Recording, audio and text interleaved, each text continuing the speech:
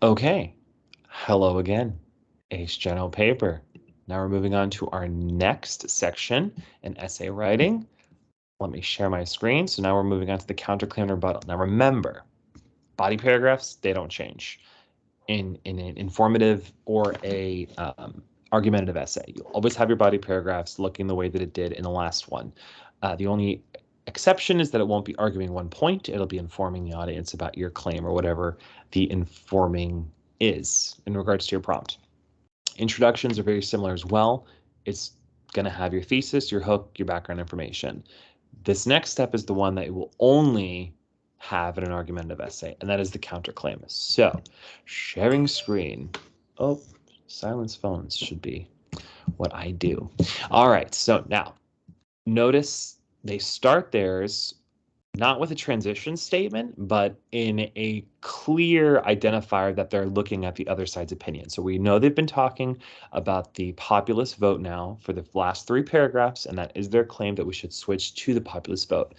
They start their counterclaim by stating, those in favor of the Electoral College, that's the other side's opinion, right? If they're with the popular vote, the Electoral College is the other side's opinion. So those in favor of the Electoral College argue that because candidates will focus on swing states in order to win votes in those states, will pay closer attention to the election and make more educated decisions.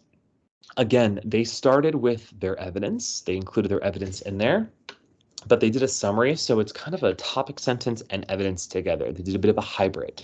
You're welcome to do that if you can do it effectively.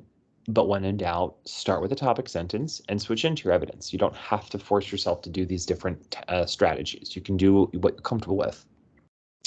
So they start with their claim, or the counterclaim rather, with that quote talking about why the Electoral College might be effective. And then they move into their next transition statement. However, so it's showing us we've switched now from counterclaim to rebuttal. This is not necessarily the case, and there are plenty of other well-educated voters in other states who have opinions that will never be counted because of the Electoral College. So they've given the rebuttal, and now they're going to defend their rebuttal, because again, we want the rebuttal to be stronger than our counterclaim. And so they state, if the popular vote becomes the new method in choosing the president, voters will across the nation pay more attention to elections because they feel that their vote can make a difference, and it will. This will in turn increase the number of voters actively paying attention to their country's decisions because the Electoral College, about 1/2 the eligible American population, did vote in the 2012 elections. There's that MLA citation there. Although this number is mentioned as a success in Posner's argument, this means that there's only 1/2 of American voices left unheard. Democracy only works if all citizens vote, but they will only take the time to vote if they know that they can make a difference. It's another phenomenal wrap up of this body paragraph. Again, this being the counterclaim rebuttal body. They wrap up, they conclude all of it together in that last sentence, right? Democracy only works if all citizens vote, but they will only take the time to vote if they know that they can make a difference.